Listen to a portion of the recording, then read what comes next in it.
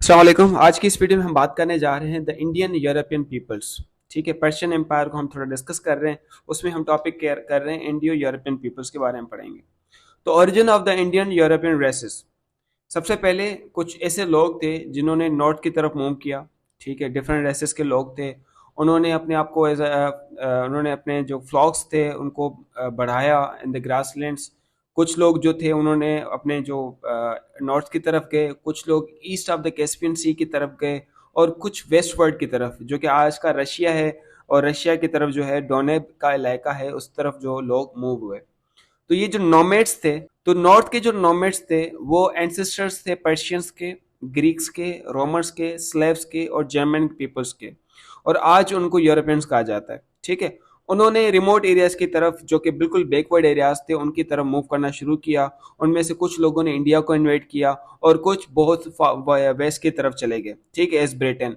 और आज उनको इंडो यूरोपियन पीपल्स के नाम से जाना जाता है। ठीक है, और इंडो यूरोपियन रेसेस जो हैं वो डिस्टेंस टू कंकर ओल्डर एम्पायर। उनका ये मकसद था कि ओल्डर जो किंगडम्स हैं उनको जो है वो सेमेटिस की जो ओल्डर किंगडम है उनको कंकर करना है और सिविलाइजेशन का राइज करना है। ठीक है, सिविलाइजेशन को बढ़ाना है to far higher point then it had previously reached. अब जो पेरेंट लोग थे, पेरेंट पीपल हैं, उनको आर्यन भी कहा जाता था क्योंकि ये आर्यन से ही जो है ना रेज हुए थे, उनका जो राइज हुआ था, और उन्होंने पोस्चर लैंड्स को एक्यूपाई करना शुरू किया था ईस्ट की तरफ, नॉर्थ ईस्ट की तरफ कैस्पियन सी के 2500 बिफोर क्राइस्ट में। उनमें से कुछ लोगों ने एग्रीकल्चर लाइफ को अडॉप्ट किया, लेकिन कुछ जो थे वो स्टोन एज में थे। Except some little use of copper, उनमें से कुछ जो लोग थे वो कॉपर का इस्तेमाल करते थे, बाकी ज्यादातर जो स्टोन एज में थे। और कुछ लोगों ने एग्रीकल्चर लाइफ को अडॉप्ट किया। अब इन लोगों के पास कैटल शीप के अलावा भी हॉर्स भी हुआ करते थे, जिसमें वो राइडिंग करते थे, मतलब कहीं पर जाते थे। तो उनके पास जो हॉर्स हुआ करते थे और उनको जो है कार्ट्स में इस्तेमाल करते थे, व्हील्ड कार्ट्स को इस्तेमाल करते थे और अपने काम करते थे। और इनको लिखना नहीं आता था। ठीक है, अब अगर इनकी हम लैंग्वेज की बात करें, इंडो यूरोपियन लैंग्वेजेस जो थी, तो जैसे आर्यन ट्राइब जैसे कि डिस्पर्स होता गया, ईस्ट और वेस्ट की तरफ वो जाते गए और साउथ की तरफ गए। उन्होंने अपने आपस में कांटेक्ट, जो जितने भी कांटेक्ट थे वो सारे उनसे खत्म हो गए। ठीक है, राब्ते बिल्कुल खत्म हो गए।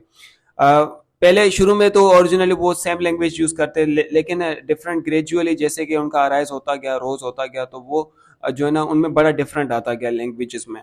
ठीक है, बहुत ज्यादा डिफरेंस आ गया। फिर जब भी वो मिलते थे, जब भी उनका मिलना होता था, तो वो आपस को मतलब एक दूसरे को समझ नहीं पाते थे वो क्या बोल रहे हैं। ठीक है, could not longer make them understood.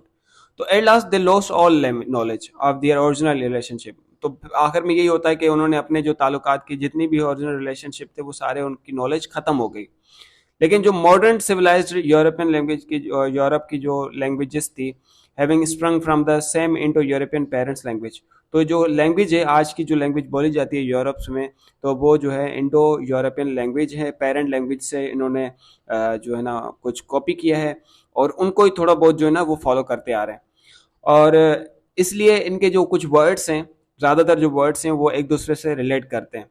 ठीक है, हर लैंग्वेज का एक एक वर्ड एक दूसरे से रिलेट करता है। तो beginning with our own language in the west and on going eastward across Europe and to northern India.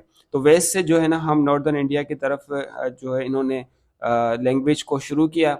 ठीक है, पहले वेस्ट, उसके बाद ये जा रहे हैं eastward across Europe and to northern India. अब इनके जो कुछ कॉमन वर्ड्स हैं पीपल टू पीपल के, उसको हम थोड़ा डिस्कस करते हैं, उसको हम देखते हैं कि जैसे कि इंग्लिश वर्ड में ब्रदर कहते हैं मदर और फादर। ठीक है, ब्रदर को जर्मन में ब्रूडर, प्रोनाउंसिएशन थोड़ी रॉन्ग हो सकती है क्योंकि मुझे अब जर्मन नहीं आती, लैटिन नहीं आती, ग्रीक नहीं आती, ओल्ड पर्शियन नहीं आती, तो ये थोड़ा हो सकता है। ठीक है, वर्ड सुने भी कम है। तो इंग्लिश में ब्रदर कहते हैं, जर्मन में ब्रोदर, BRUDER, ब्रोडर, पता है इस तरह से पढ़ा जाएगा। और लैटिन में इसको फ्रेटर कहते हैं, ग्रीक में इसको फ्रेटर, मतलब पहले उसमें लैटिन में F आ रहा है और उसमें ग्रीक में PH आ रहा है, फ्रेटर कहेंगे। और ओल्ड पर्शियन में इसको ब्राटा कहते हैं। ईस्ट इंडियन संस्कृत में जो है इसको भ्राता कहते हैं। ठीक है, भारता या भ्राता कहते हैं।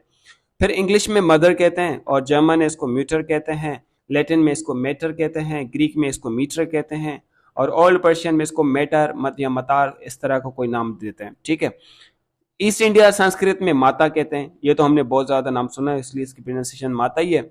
फिर फादर, इंग्लिश में फादर है, जर्मन में इसका वेटर है, पता नहीं क्या, और लैटिन में इसका पेटर है। जैसे कि आपने पेट्रोनिक सुना होगा, पॉलिटिकल साइंस में, तो पैट्रोनिक सिस्टम और मैट्रोनिक सिस्टम, तो ये भी शायद थोड़ा सिमिलर है, मिलता जुलता है लैटिन और ग्रीक, क्योंकि पॉलिटिकल साइंस ज़्यादातर ग्रीक और लैटिन से मिलता जुलता था। तो मैट्रोनिक और पैट्रोनिक ये तो हमने सुना भी है। तो लैटिन में मदर को मैटर कहते हैं, और ग्रीक में मीटर, METR, और लैटिन में फादर को पैटर कहते हैं, और ग्रीक में भी पैटर। और पर्शियन में मातार मदर को, और फादर को पितार कहते हैं। ईस्ट इंडियन में पिता कहते हैं। इट मीन्स ऑल जो पर्शियन है और ईस्ट इंडियन जो संस्कृत है वो थोड़ा सिमिलर है, ठीक है। लैटिन और ग्रीक सिमिलर है, और इंग्लिश थोड़ी डिफरेंट है।